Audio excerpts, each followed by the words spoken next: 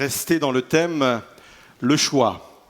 Premier verset, Deutéronome 30, verset 19, ça a été cité à l'instant, où Dieu dit ceci, « Je prends aujourd'hui le ciel et la terre à témoin, je vous offre le choix entre la vie et la mort, entre la bénédiction et la malédiction. Choisis donc la vie afin que vous viviez, vous et vos descendants. » Ce verset, il est là pour nous dire bien plus qu'il faut choisir la vie. C'est vrai que quand Dieu dit « choisis », il dit « j'aimerais que tu choisisses la vie ». Mais en fin de compte, ça va beaucoup plus loin que cela. Il nous dit « il faut faire à tout prix un choix ». Que ce soit la vie ou la mort, bien entendu, je préfère la vie, mais de toute façon, je vous invite, je vous encourage fortement à faire un choix. Il n'y a rien de plus terrible que de traverser la vie sans faire de choix.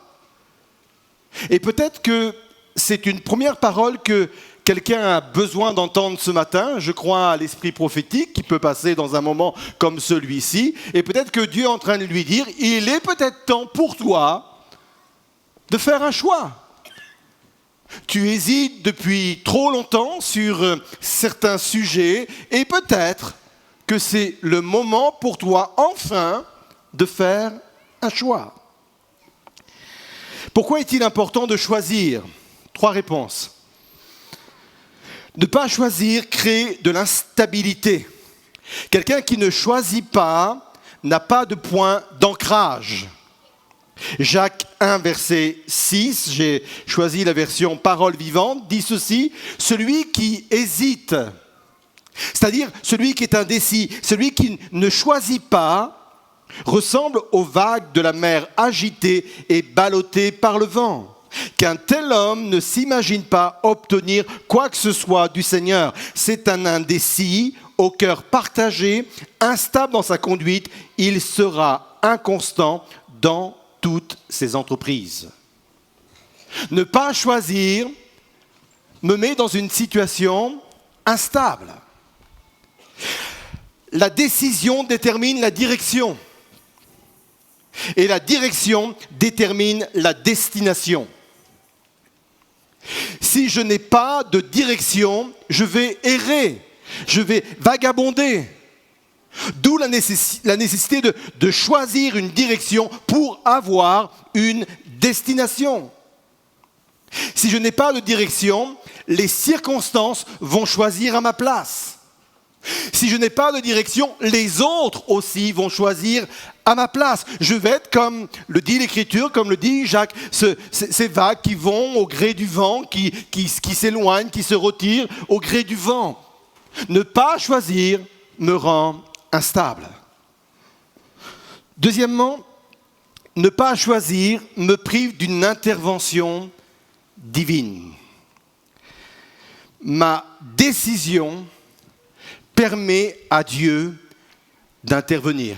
Vous connaissez la formule que j'ai à plusieurs reprises énoncée au milieu de vous.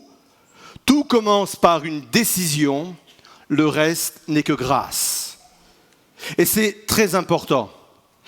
À partir du moment où je vais choisir et faire bien entendu le bon choix, je permets à Dieu d'intervenir dans ma vie. Je vais prendre un exemple très simple, c'est celui de Caïn. Vous savez, ils sont venus tous les deux, Abel et Caïn, apporter une offrande à l'Éternel. Et la Bible nous dit que Dieu a porté un regard favorable sur l'offrande d'Abel et pas sur l'offrande de Caïn. Et Caïn va commencer à ruminer des choses dans son cœur, et notamment de la jalousie, de la rancune, voire même des idées de meurtre à l'égard de son frère. Et l'Éternel va aller voir Caïn et va lui dire ceci, dans Genèse 4, verset 6.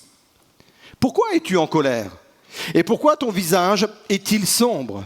Si tu agis bien, tu le relèveras, mais si tu n'agis pas bien, le péché est tapis à la porte, son désir se porte vers toi, mais toi domine-le. » J'explique.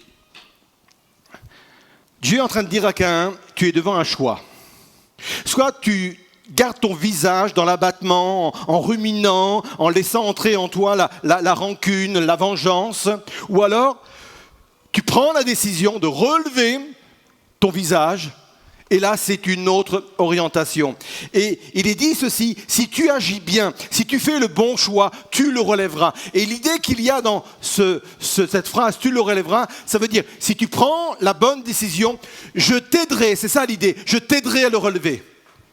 Ta décision va me permettre d'intervenir. Tant que tu ne prends pas de décision, je ne peux pas intervenir, je ne peux pas t'aider, je ne peux pas te soutenir dans ton choix. C'est extrêmement important.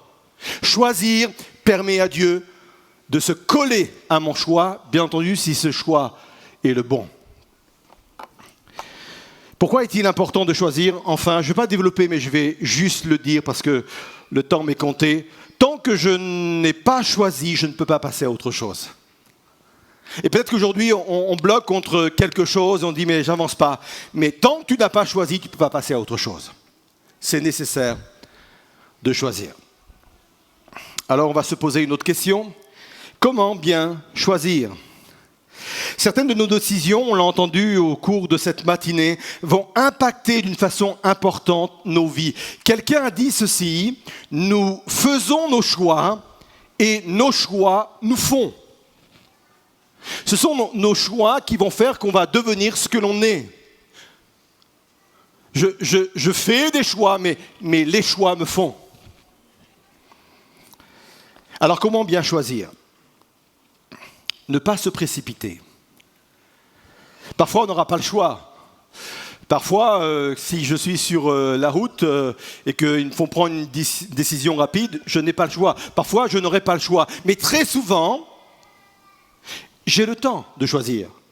Entre ne pas choisir et se précipiter à choisir, il y a un juste milieu. Parce que le but n'est pas de prendre une décision rapide, mais le but est de prendre une bonne décision. Et une bonne décision n'est pas forcément une décision rapide. Ça peut, mais pas toujours. Prendre du recul peut m'aider à prendre une décision. Et j'aime l'exemple de Daniel, Daniel chapitre 2, verset 16. Daniel se rendit auprès du roi et le pria de lui accorder un délai, en lui disant qu'il lui ferait alors connaître l'interprétation demandée. Il a reçu un songe et le roi va voir Daniel pour lui dire, explique-moi ce songe. Et Daniel va être devant un choix, se dire voilà, qu'est-ce que je dois faire, qu'est-ce que je dois lui dire, c'est important, il ne faut pas que je me trompe dans ce que je vais lui dire. Et il n'hésite pas à aller voir le roi en disant j'ai besoin de délai, j'ai besoin de temps. Et parfois, rien que le fait de prendre le temps avant de prendre un choix, de faire un choix, est déjà une démarche extrêmement importante. Bien sûr, si c'est le temps qui dure des années, encore une fois, choisi. Mais il faut trouver le juste milieu. Prendre le temps pour mettre au profit plusieurs choses. Tout d'abord, demander à Dieu la sagesse. Et là, je reviens au message de dimanche dernier quand Jacques 1,5 a été cité. Si l'un de vous manque de la sagesse, qu'il la demande à Dieu. Et je l'ai expliqué la semaine dernière que on le prend souvent ce verset uniquement en parlant de sagesse générale. Tu vois, Seigneur, dans la vie, tout de même, il nous faut de la sagesse. Alors, donne-moi ce don de la sagesse pour pouvoir gérer la vie d'une façon générale. Mais je disais également que cet aspect-là est une chose, mais il y a un autre aspect beaucoup plus important. Je peux demander de la sagesse pour une situation précise. Du discernement, de la compréhension pour une chose précise. Je ne sais pas quel choix prendre, faire, parce que c'est compliqué, mais je crois que dans ce moment-là, je peux avoir une sagesse spéciale que Dieu me donne pour cette situation spéciale. Avez-vous le réflexe, à chaque fois que vous êtes devant un choix, de dire au Seigneur, donne-moi ta sagesse. J'ai besoin vraiment de ta sagesse. Ce type de sagesse est la clé du bonheur. Proverbe 3, verset 17 dit ceci: les voies dans lesquelles elle conduit, donc la sagesse, sont agréables. Tous ces chemins, les chemins de la sagesse, convergent vers le bonheur. Si à chaque fois que je me pose pour rechercher la sagesse que Dieu est capable de me donner, la Bible m'assure le chemin du bonheur. Demandez un délai pour mettre à profit le fait de demander à Dieu la sagesse. Deuxièmement, pour demander conseil. Proverbe 15, verset 22. Quand on ne consulte personne, les projets échouent, mais quand il y a beaucoup de conseillers, ils se réalisent. Et c'est là l'important d'avoir dans son entourage des personnes de qualité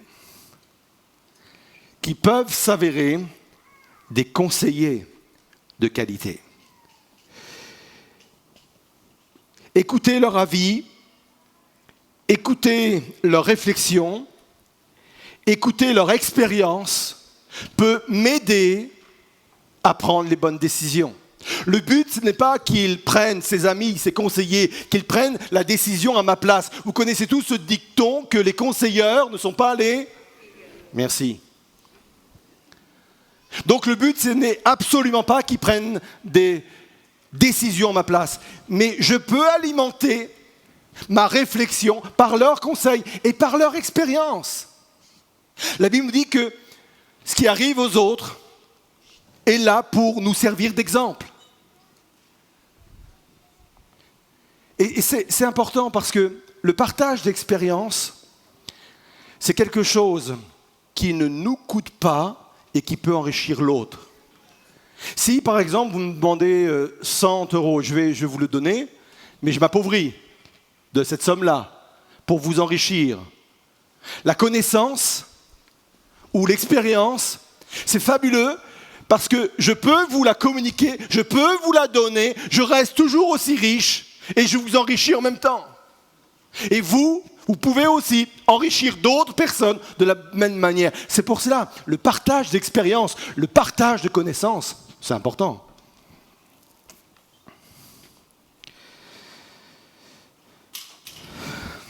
Proverbe 13, verset 20, j'ai passé un verset parce que je vois le temps passer. Il est dit ceci: qui fréquente les sages deviendra sage, mais qui fraie avec les insensés va au-devant du malheur. Et puis enfin, il y a un dernier point que je voudrais partager avec vous. Ce qui est important pour faire les bons choix, c'est d'avoir les bons mobiles, les bonnes motivations. Parce que si j'ai les bons mobiles et les bonnes motivations, comme le disait Melvin à l'instant, même quand je fais des erreurs, Dieu peut me conduire à la bénédiction. Dieu peut transformer mes erreurs en bien, peut transformer le mal en bien. Retenez bien ceci, et ça doit retirer de dessus de nos têtes une certaine pression. On ne fera pas toujours les meilleurs choix. On va se tromper dans nos choix, mais si mes mobiles et si mes motivations sont bonnes, même mes erreurs, Dieu peut les transformer en bénédiction. Et c'est quoi les bons mobiles? Psaume 110, verset 10 dit ceci. On va le regarder ensemble. J'aime cette version, c'est la version français courante. Il dit: reconnais l'autorité du Seigneur et l'ABC, reconnaître l'autorité du Seigneur et l'ABC de la sagesse. On a dit à l'instant qu'on avait besoin de la sagesse pour faire les bons choix. Et ce passage, ce psaume dit que reconnaître l'autorité, la souveraineté, reconnais ton roi, choisis ton roi. On l'a entendu tout de suite. C'est l'ABC pour avoir la sagesse. Ça veut dire que si j'oriente mes pensées vers Dieu, si mon cœur est animé par le fait de plaire à Dieu, de faire sa volonté, d'aller chercher le meilleur pour lui, si c'est ma motivation et mon mobile, Dieu me conduira toujours vers la sagesse, même si je fais des erreurs. Vous êtes là? C'est très important. Alors je vais résumer. J'ai réussi en un quart d'heure, mais il a fallu que j'augmente mon débit de voix, d'accord? Vous avez tous suivi, il y a des replays, vous pouvez retourner voir tout cela. Je conclus simplement pour résumer. Il faut choisir dans la vie, choisir. Rester entre deux étapes, ce n'est pas possible. Il faut choisir. Il faut choisir parce que ne pas choisir crée de l'instabilité. Il faut choisir parce que ne pas choisir prive Dieu d'intervenir dans ma vie. Il faut choisir parce que ne pas choisir me prive de passer à l'étape suivante. Pour bien choisir, parfois, il faut du temps. Du temps pour demander à Dieu la sagesse, du temps pour demander les conseils des personnes vraiment de qualité autour de moi. Et avec cette orientation et cet objectif, mes mobiles alignés sur ceux du Seigneur. Je fais de mon Dieu, mon roi, mon Seigneur. Je veux lui faire plaisir, je veux lui être agréable. Et ça va m'orienter vers la sagesse, même s'il m'arrive parfois de commettre des erreurs. Alors je voudrais conclure avec un moment de prière. Je voudrais vous inviter à vous lever à votre place. Et je voudrais qu'on puisse... Peut-être, si vous êtes réunis dans un même coin avec les membres de votre famille, que ce soit vos enfants, petits-enfants, conjoints, peut-être de vous resserrer un peu plus. On ne peut pas déplacer les gens trop facilement avec toutes les consignes sanitaires, mais peut-être que là où vous êtes, vous pouvez vous rassembler. Et je voudrais qu'on puisse faire une prière où chacun pourra la faire pour lui-même, pour sa propre famille, en disant ceci: Seigneur, je connais les conséquences de mes choix, de nos choix, sur le plan personnel, mais aussi sur le plan familial. Peut-être qu'il y a des parents qui se disent: moi, je veux le meilleur des choix pour mes propres enfants. Des jeunes gens, des jeunes filles se disent: je veux aussi avoir le meilleur des choix pour mon avenir, pour mes études, pour ma carrière. La Bible dit: s'il nous manque de la sagesse, il faut la demander à Dieu qui donne généreusement. Alors je vais prier et je vous demande aussi de faire monter vers Dieu cette prière. Donne-nous, Seigneur, au sein de nos couples, au sein de nos familles, de faire les bons choix, Seigneur Jésus. Seigneur, je te prie ce matin, toi qui donnes la sagesse sans reproche et en abondance, je te prie, Seigneur Jésus, de déposer sur chacune de nos vies, Seigneur, la sagesse nécessaire pour prendre les bonnes orientations, Seigneur. Et s'il y a ce matin, Seigneur, des personnes, des familles qui sont dans la confusion parce qu'elles ne savent pas quel choix faire, je prie d'ouvrir, Seigneur Jésus, leur intelligence, d'illuminer les yeux de leur cœur, Seigneur Jésus, pour qu'ils comprennent, pour qu'ils réalisent ce que tu attends d'eux et d'elles, Seigneur Jésus. Je te prie vraiment, toi qui te plais à nous conduire, toi qui te plais à nous diriger, Seigneur, notre désir, c'est vraiment de faire ta volonté. Notre désir, c'est vraiment te plaire. Notre désir, c'est reconnaître ton autorité sur nos vies, Seigneur. Alors, Seigneur, tu nous aides en cela, dans le nom précieux et glorieux de notre Seigneur Jésus-Christ. Amen. Amen.